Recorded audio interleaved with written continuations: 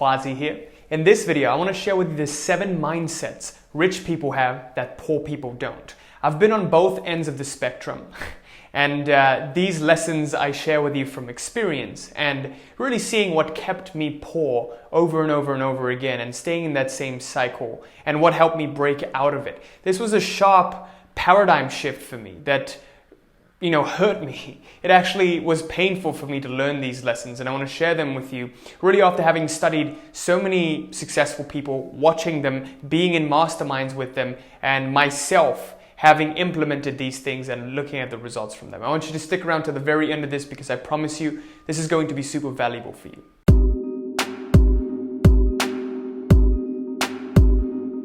So with that, let's get started. In this video, I want to talk to you about the 7 things. Okay, I don't know why I came up with the number 7, but I could boil it down into 30, 40, 50 different things, but these 7 things are things that are just, you can't live without if you didn't understand them, okay? Now, before I get into this, and differentiating the mindset of the rich and the poor, you might be wondering, why am I talking about mindset? Why not something else? Because this is the number 1 thing. Right? There's nothing else that really matters. What we've seen with our clients is it didn't matter what the tactics and strategies were, because after a certain stage, it's just your mindset that's holding you back. It's what you keep focusing on that keeps holding you back. You could be given a new strategy, but you just don't want to implement it. I've experienced this myself. After hitting a certain level, going to 80, 90, 100K a month, now I become reluctant to let go of what's already working in favor of what could take me higher and higher. Right? And all that boils down into me not being self-aware of my own patterns in order to be able to implement the changes that's needed. Right? If you're not aware of what's going on, what's unconscious, your unconscious will always keep haunting you, will always tug you like a puppet on a string. Right? So let's really get started with this and begin with number 1. Poor people will always blame external circumstances for their failures. Okay? They blame external. What do I mean by that? Well, they'll be like, oh, now's not the right time to start a business. It's COVID and this is happening. Economy's bad, whatever. But what rich people will do is they'll always look at, well, someone's getting rich during a recession, right? So they'll always look at that one speck and be like, wait a second, if one person can do it, I can too. So what rich do is they take responsibility for where they are in their lives. I've seen this to be one of the most powerful qualities, and this is why I mentioned this number 1. Because what happens is that when you start to blame someone else or you make an excuse for why you are where you are right now, you justify yourself, okay? Subconsciously, you're justifying you being here. You're making it okay for you to be poor. Do you see what I mean?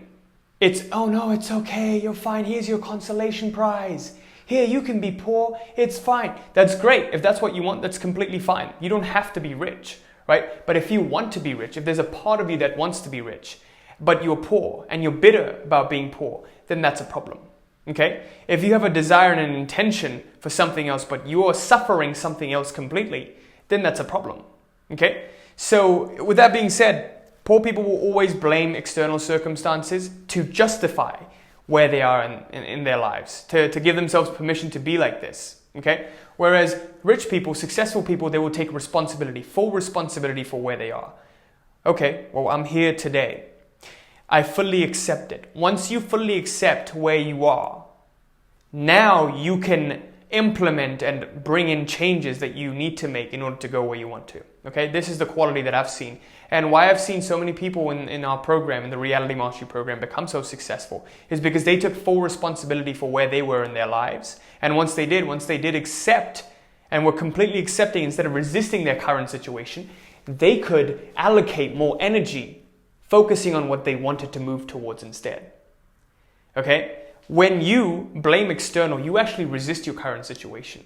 Okay? You give yourself permission to be like this, but what you're unconsciously doing is you're resisting this because a part of you is bitter. Okay?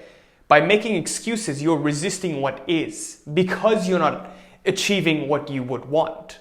Okay? I hope that made sense. It's a little bit complex, but we can discuss this if you put a comment if you didn't really understand that. But that's number 1. Number 2.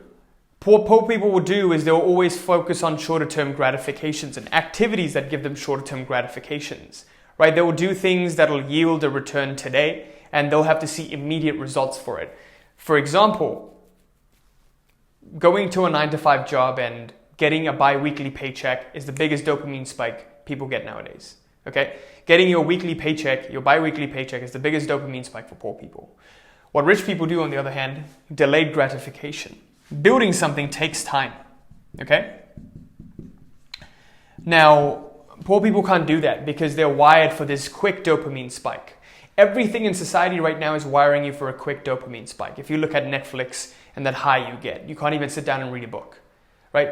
Rich people, they can read a book because they know that the good part comes in towards the middle of the book and you have to at least read it for an hour or so. But what poor people do is they'll look for that quick high, sugar or anything else. I mean, I'm not saying rich people don't eat sugar, but it's different. It's different in the sense that by rich, I mean people who are sustained rich, not accidental rich who then unconsciously lose it all. Not lottery winners. Because if you look at lottery winners, they'll get rich and then they'll lose it all, right? Just as quickly as they got rich. But delayed gratification is one of the most powerful qualities you can cultivate in this short-term world, okay? Because why that is because everything is wired towards and geared towards shorter-term gratification. If you are there just completely patient and you can keep working on your craft without doubting yourself, without hesitating, what do you think is going to happen? You're going to build a successful business. You're going to just crush it, right? This is the most powerful quality you can cultivate, just delaying your gratification, stopping activities that give you a short-term gratification, okay? Number 3, poor people get traumatized by failure. They always look at the past and regret. I've seen this to be so common. Because they keep blaming external circumstances, they look at the past and they're like, oh, I'm like this because I got bullied. Oh, I'm like this because of all of these past failed investments. I can't make another one. What rich people will do is they will never look at it as failure. They will look at it as lessons. There are billionaires who became billionaires after having 8 failed businesses, and the 9th one is what made them a billionaire. Right? They just kept trying and trying and trying. They kept firing those bullets and then the cannonballs. Okay? This is number 3. Looking at the past as a lesson. Because what happens is when you change your perception of the past, it actually continues on to your future. If you keep putting a negative meaning onto your past, for example, I used to look at me being bullied as something bad, but when I started to look at it in a positive light, what happened was I started to become more charismatic, I started to become more confident, and I started to blame that on me being bullied. Like, oh, I'm confident because I got bullied. I'm more adaptable in new environments because I got bullied in the past.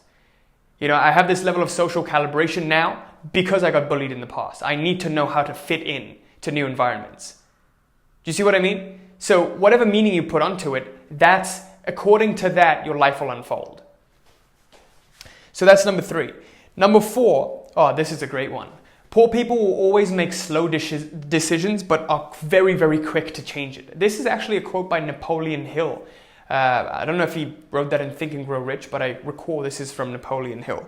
He mentions how poor people make very, very slow decisions and are very quick to change it. Rich people, successful people, make very, very quick decisions and are actually slow to change it. Okay?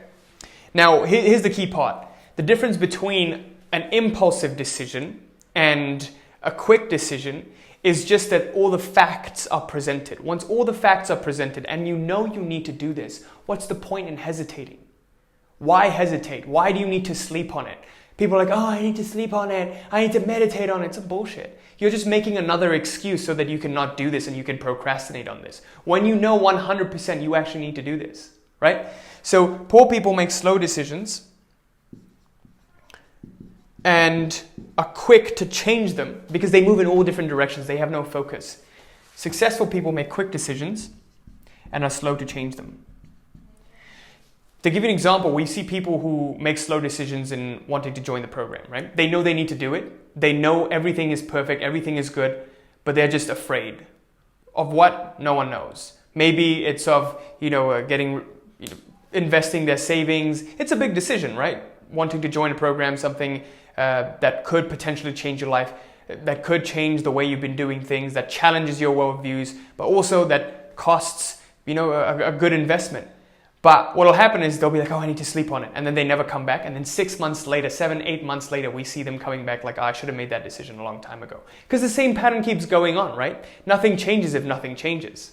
So that's what it is. And from that, I've learned to make these quick decisions. And I've gone from being like that, taking like 3, 4, 5 days to make a $200 decision about buying a course or a program, to now within an hour making a $30,000 decision. I can do that because I know this is what I need to do. Right? I'm very, very clear about where I want to get to, which is what rich people have in common as well.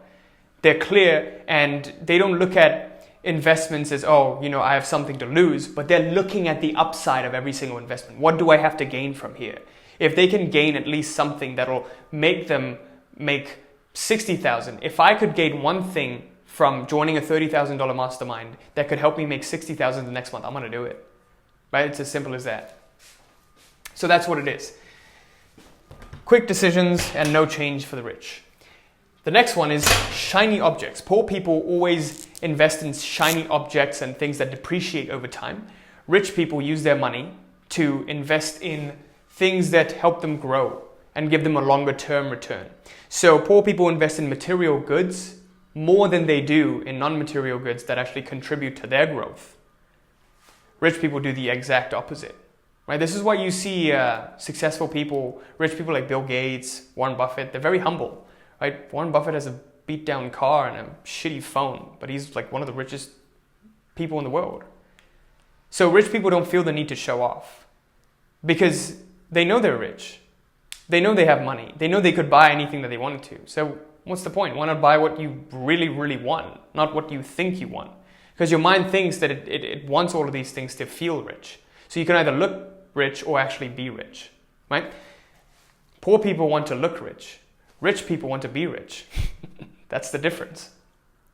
And what rich people do is they contribute to their own wealth of knowledge and their own growth, right? That's probably number 5. Number 6, poor people trade their time for money. Okay? We'll see this a lot. Like, if something isn't paying much immediately, they'll quickly give it up. They'll be like, oh, this doesn't pay a good hourly wage. They'll go to different jobs and keep moving up the ranks, but they won't take the time out to build something that will give them asymmetric returns over time. What do I mean by asymmetric returns? Exactly what rich people do. They trade value for time. Okay, they think like producers, not consumers. Poor people think like consumers. Rich people think like producers. They trade their value. So this is why entrepreneurs will spend years and years and years working with zero pay, make nothing. But then when it is complete and they do launch and it does well, there's an asymmetric return. They start making tens of millions, hundreds of millions, right? We've seen this very, very common in a lot of entrepreneurs. At first they live, I think Jeff Bezos did this. He didn't even take a salary. And afterwards, boom, he started making a shit ton of money because he really worked on it day and night and he provided value instead of his time. And now he can spend as little time as he wants or as much time as he wants. The choice is up to him. That's what freedom really is, right? Sacrificing what you like for what you truly want. And the last one is poor people will always knock down others and compare. They'll always look for a way. If they want the tallest building in the world, Gary Vee said this. I saw this once, and it couldn't be truer. Poor people would look at the buildings of others, and when they have the intention to build the tallest building, they'll look at a way to knock down the buildings of others as opposed to just going out there and building the tallest building. What rich people will do is they'll just go out there and build the tallest building if they wanted it, right? So they compare to self. Rich people compare themselves with where they were yesterday. Poor people will look at others and be like, oh, that person did it in such a short time. Why can't I do it? I'm bad. I suck. And then find a way to self-deprecate and sabotage themselves. That's the difference. So with that, I conclude this video. I sincerely hope this was helpful. I just wanted to give you an insight of what it's like, and I do hope it's beneficial for you this point onwards, knowing what kind of behaviors and what kind of mindsets serve you and what kind of mindsets don't. Okay, let's do a quick recap of what we talked about. We talked about the mindset of the rich versus poor from my experience, what I've seen, who I've worked with, who I've surrounded myself with, and what I've really learned. And this is what I've learned about poor people. They'll always find a way to blame the external for where they are in their lives. Rich people will always find a way to take responsibility, because when you take responsibility, now it's in your hands, whatever happens with your destiny. Poor people will always focus on short-term gratification. Can I get a quick win from this? Come on, let's get a quick win. I just want a quick win. I don't care about waiting 10 years for my investment to flourish. I want it now. Rich people, delayed gratification. I think Jeff Bezos is so on delayed gratification that he doesn't even, the company's not profitable, right? Amazon's not even profitable. He just keeps pumping the money back in to grow it even more. And he built this clock, this 10,000 year clock on some mountain, and he spent a shit ton of money doing it just to symbolize. And that clock ticks once every hour, and it chimes once every, I think it clicks once every year and chimes once every 10,000 years. It's the 10,000 year clock, he calls it. You can just Google search it. But the essence is to portray his own delayed gratification. He built this clock. So that's number 2. Number 3, poor people look at the past as failures. Rich people look at the past as lessons. Number 4, poor people make very, very slow decisions and very, very quickly change their minds. One day they want this, next day they don't. One day they want that, next day they don't. And I'm not just talking like poor in wealth-wise, but in just wisdom-wise. Internally, you're poor, you're in scarcity. It's why you'll see people not be able to commit to a relationship. They just want to jump around between different ones and try it out because they don't know what they're looking for. They think what they're looking for is out there, but what they're looking for is really in here, right? And that's that. Rich people make quick decisions and rarely ever change it. Very, very quick decisions, rarely ever change their minds. And poor people will chase shiny objects and material goods to help them look and feel rich. Rich people already know they're rich and operate from that assumption. So they don't have to look or feel rich because they are rich. It is in their being, okay? And because of that, they just invest in themselves and do things that will contribute to growth rather than collecting material things and just, making a messy life. And poor people trade their time for money, whereas rich people, they'll work for free. They'll work for free for a very long time, just for an asymmetric reward. And finally, poor people will find a way to knock everyone else down and compare with others about what others have and why they don't have this. And rich people always compare with where they were yesterday and if they've become 1% better. So with that, I conclude this video. Thank you so much for watching. If you're new to the channel, make sure you like, comment, subscribe, and hit that little bell there so you're notified of any new video that I put out. If you're an existing subscriber, please let me know in the comments what you thought of this, if this was valuable to you, if you want me to make videos like this, and I will do so. Thanks so much for watching. Till next time. Peace!